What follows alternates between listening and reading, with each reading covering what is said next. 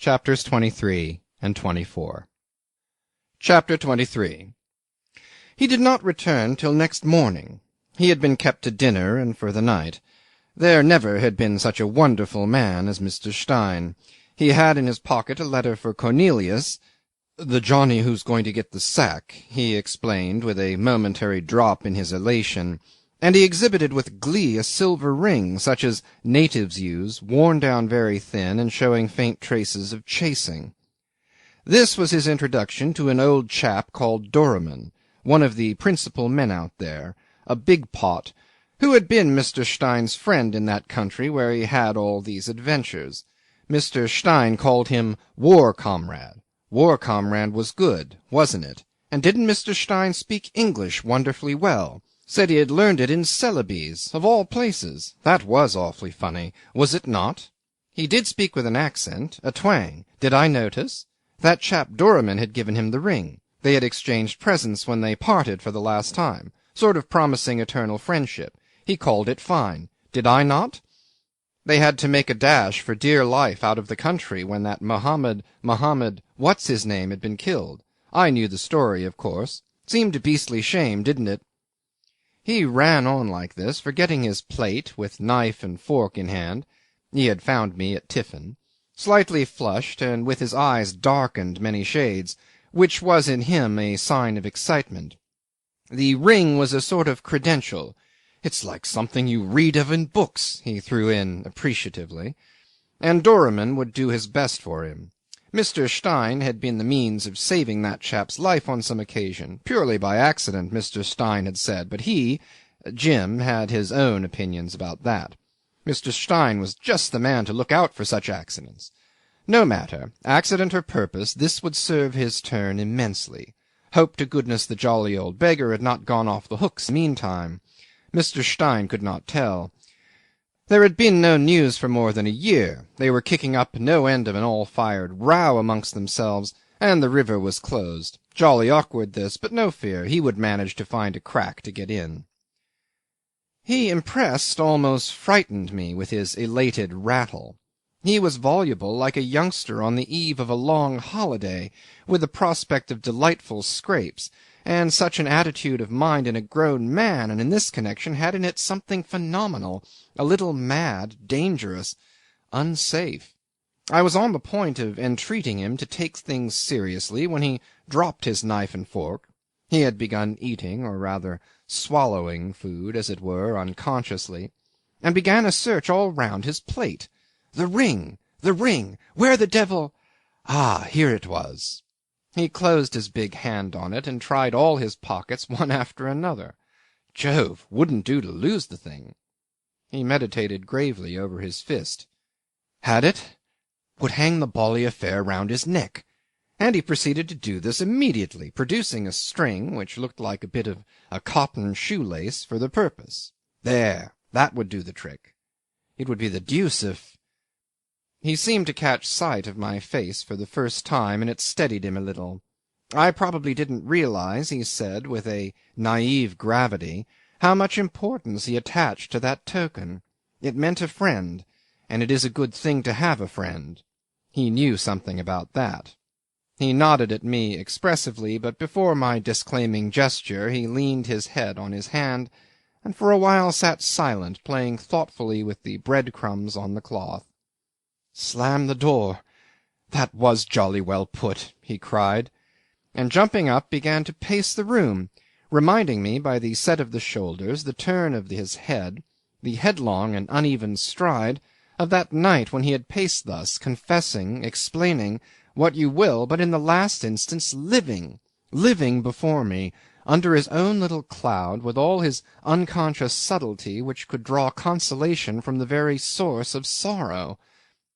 It was the same mood, the same, and different, like a fickle companion that to-day, guiding you on the true path, with the same eyes, the same step, the same impulse, to-morrow will lead you hopelessly astray.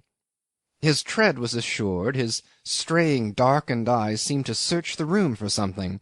One of his footfalls somehow sounded louder than the other, the fault of his boots probably, and gave a curious impression of an invisible halt in his gait.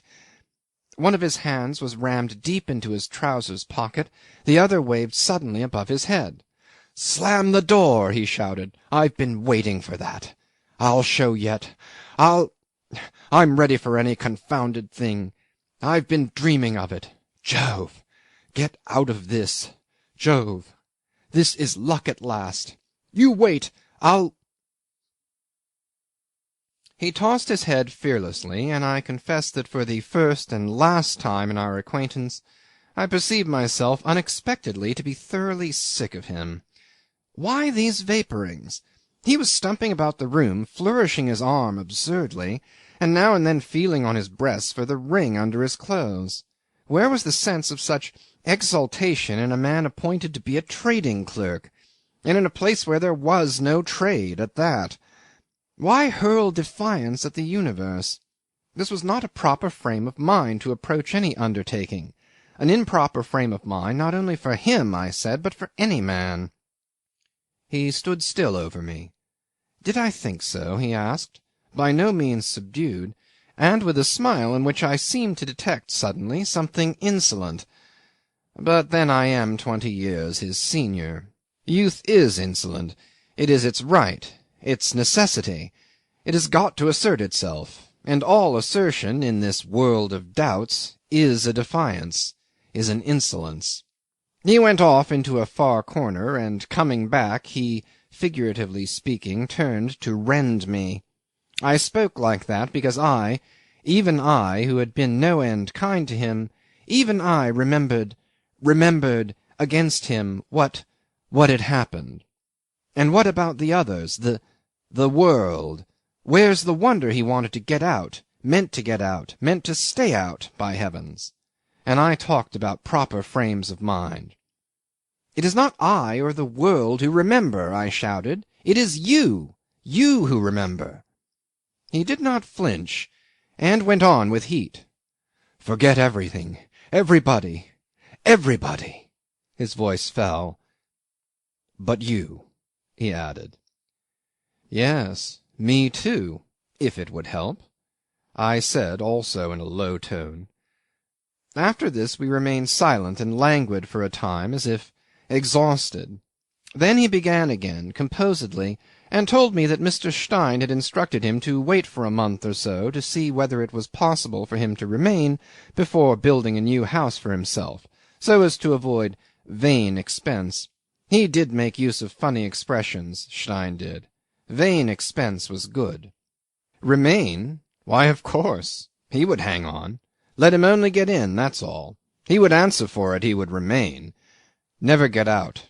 It was easy enough to remain.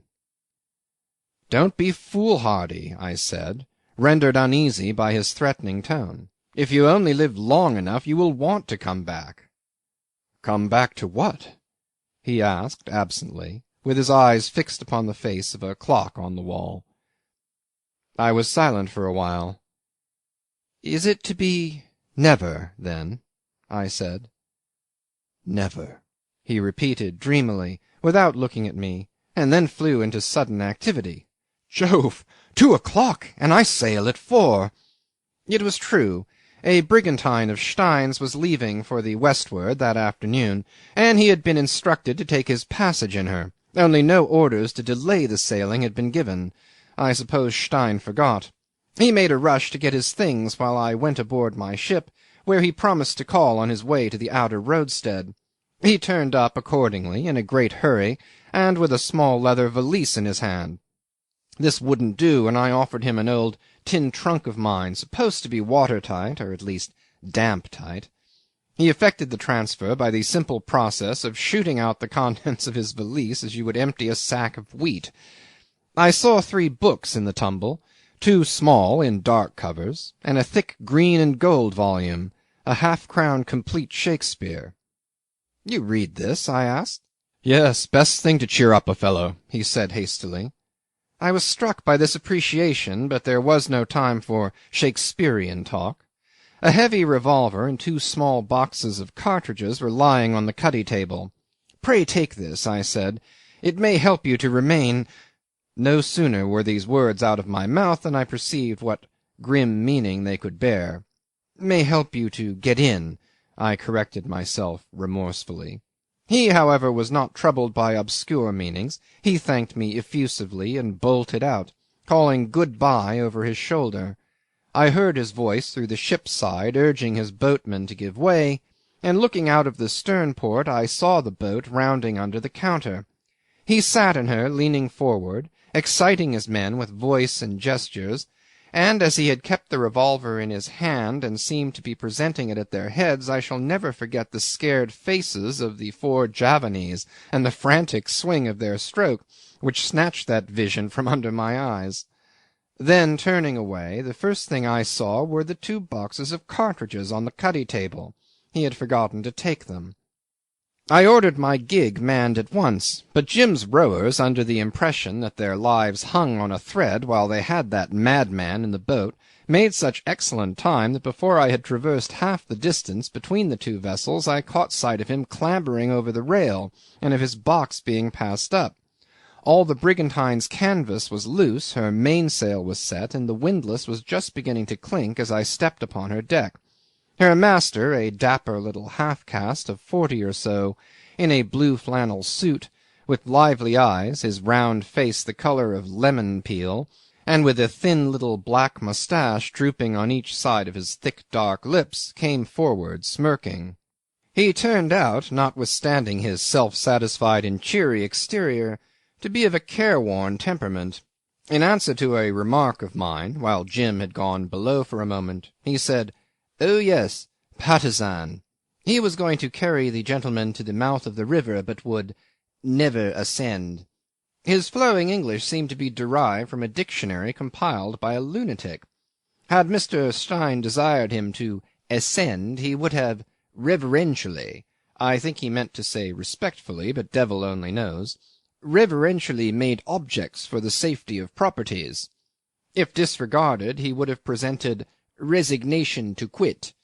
12 months ago he had made his last voyage there, and though Mr. Cornelius propitiated many offertories to Mr. Rajah Allang and the principal populations, on conditions which made the trade a snare and ashes in the mouth, yet his ship had been fired upon from the woods by irresponsive parties all the way down the river, which causing his crew from exposure to limb to remain silent in hidings, the brigantine was nearly stranded on a sandbank at the bar, where she would have been perishable beyond the act of man.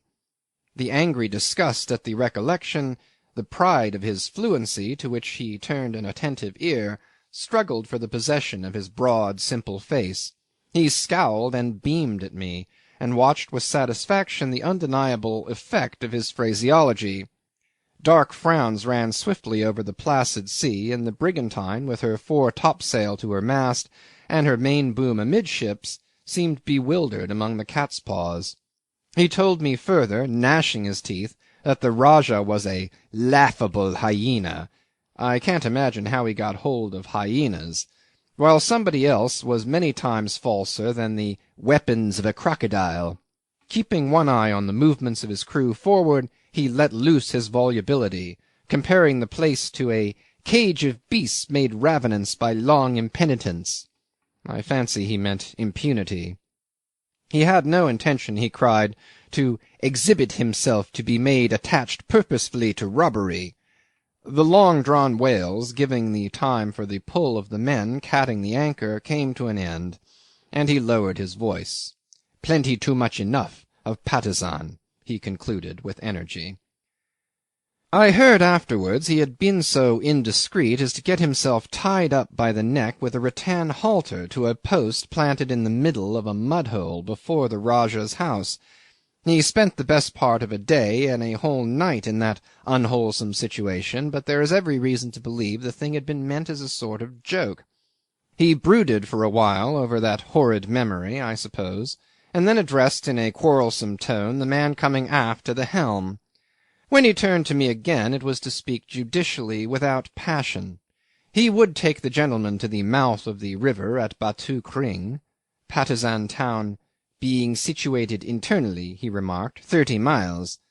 But in his eyes, he continued, the tone of bored, weary conviction replacing the previous voluble delivery, The gentleman was already in the similitude of a corpse. "What? What do you say?" I asked.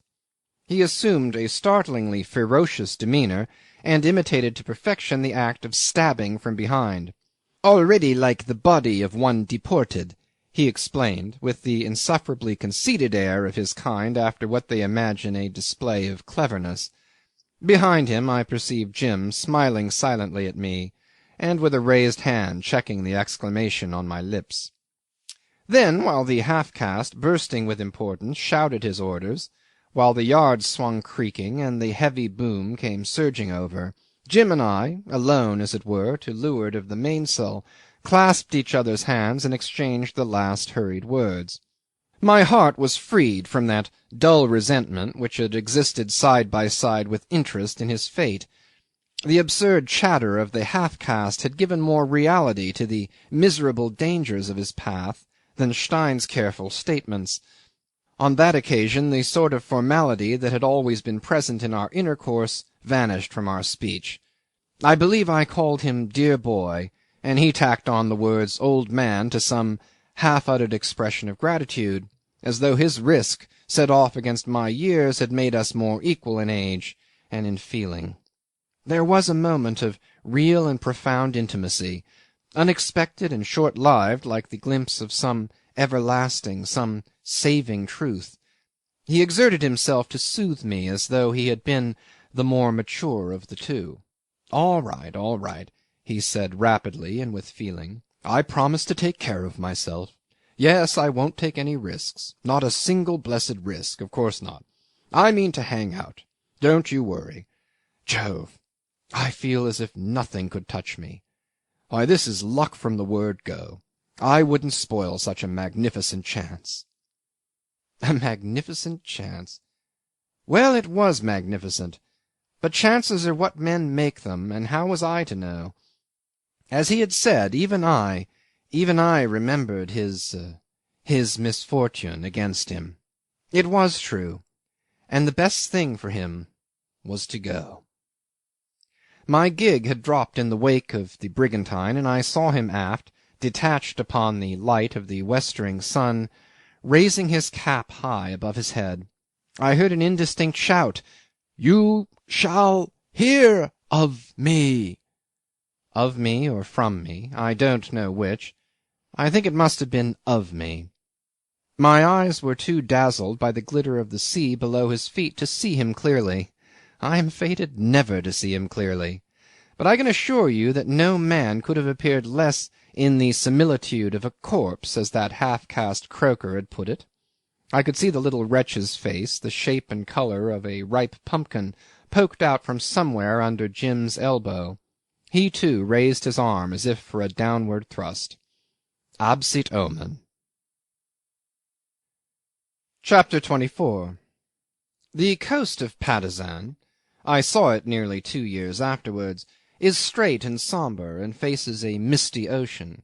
Red trails are seen like cataracts of rust streaming under the dark green foliage of the bushes and creepers clothing the low cliffs. Swampy plains open out at the mouth of rivers, with a view of jagged blue peaks beyond the vast forests. In the offing a chain of islands, dark, crumbling shapes, stand out in the everlasting sunlit haze like the remnants of a wall breached by the sea.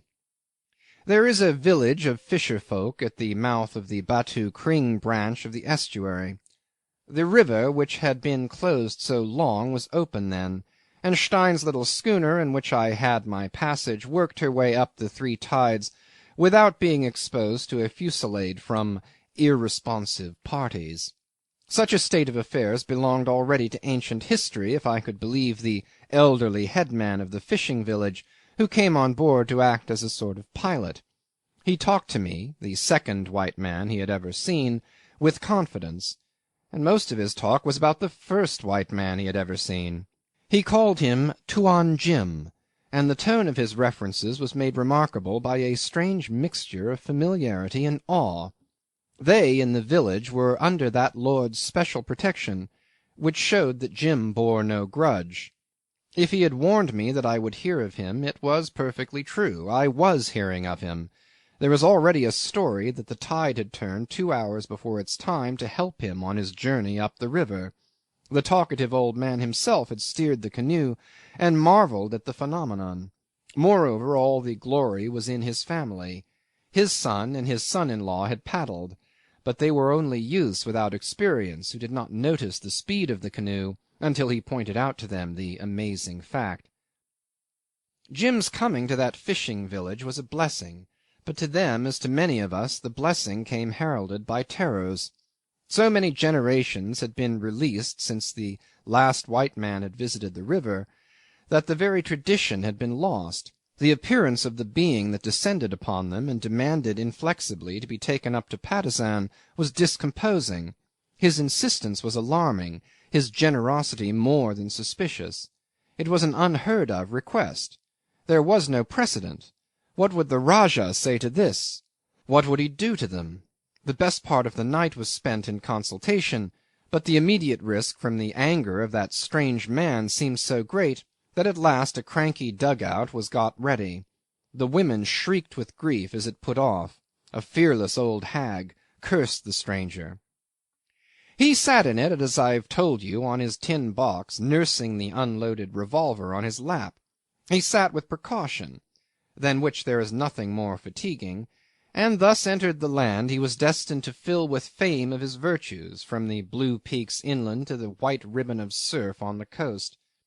At the first bend he lost sight of the sea, with its labouring waves for ever rising, sinking, and vanishing to rise again, the very image of struggling mankind, and faced the immovable forests rooted deep in the soil, soaring towards the sunshine, everlasting in the shadowy might of their traditions, like life itself.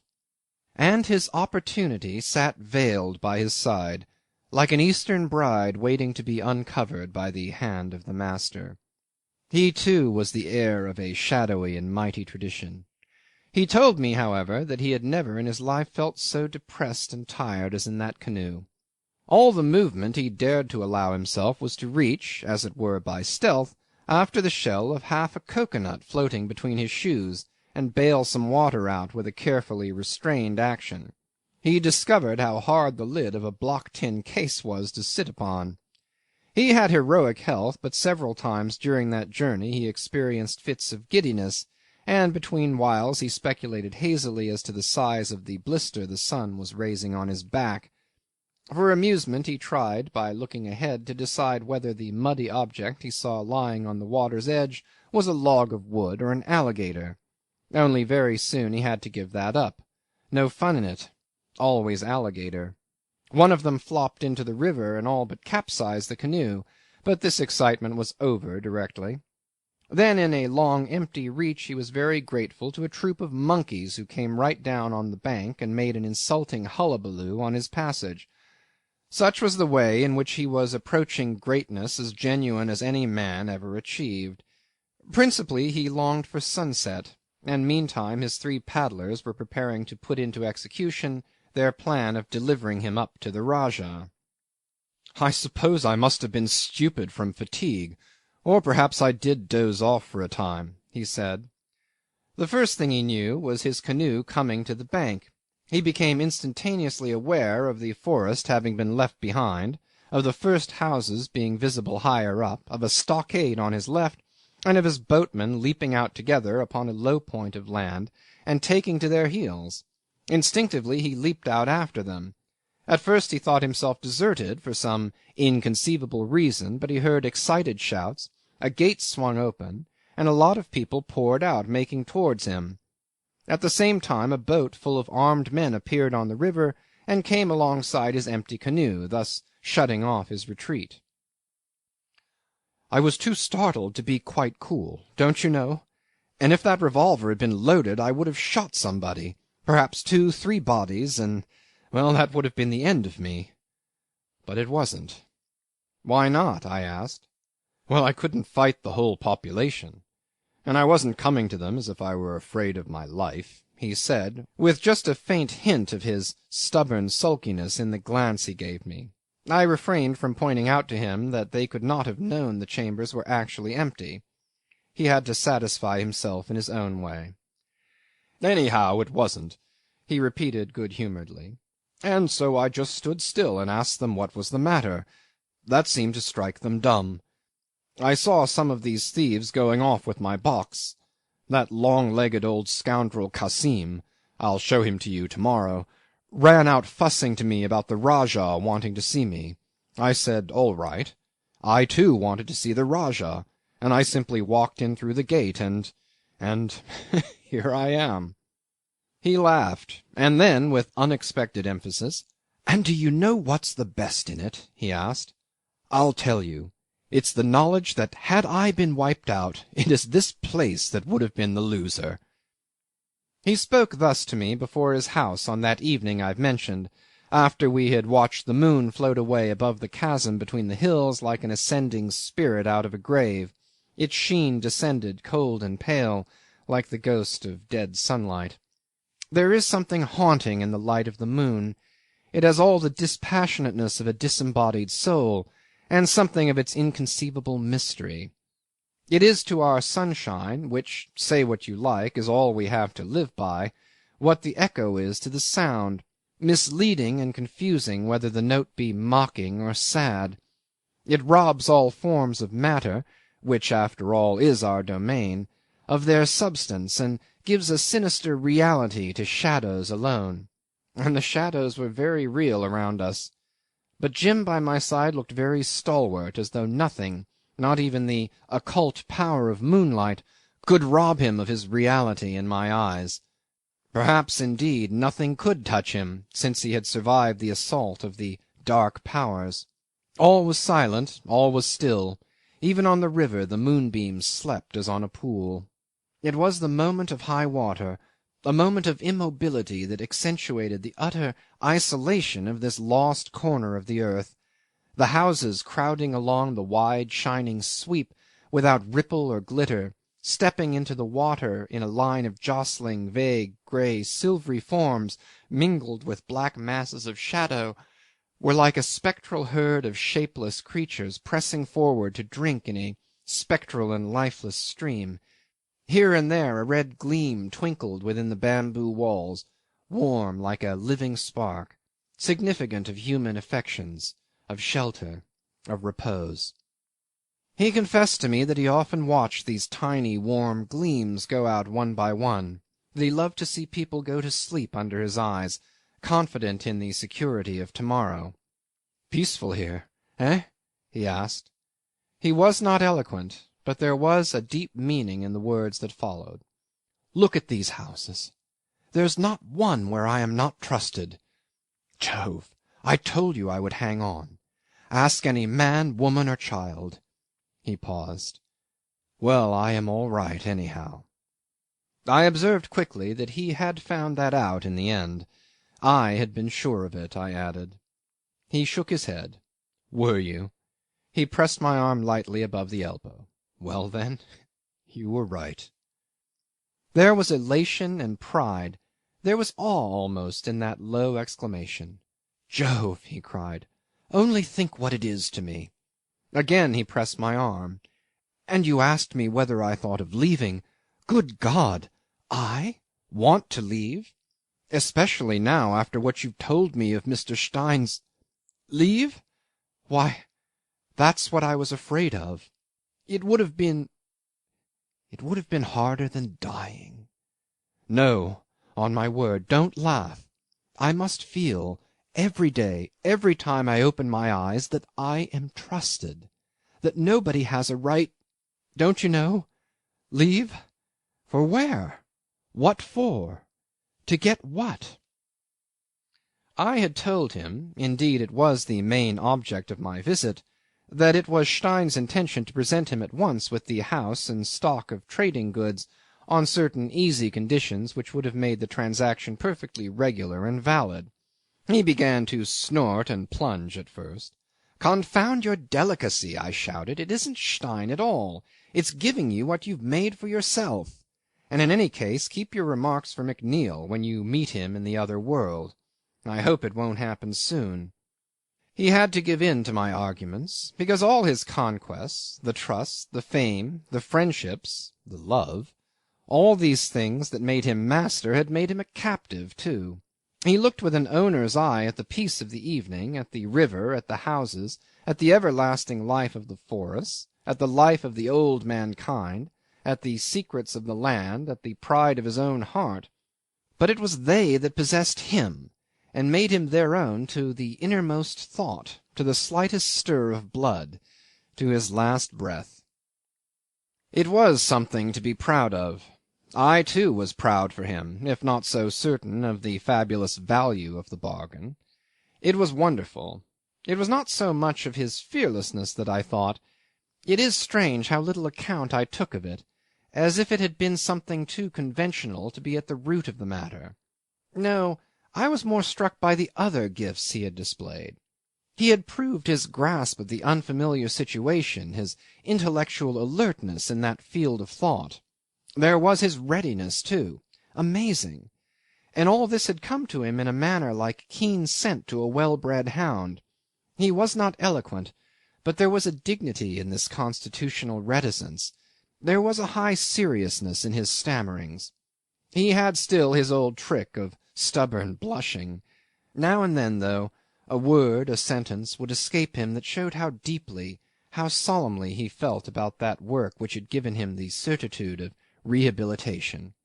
That is why he seemed to love the land and the people with a sort of fierce egoism, with a contemptuous tenderness. End of chapters 23 and 24.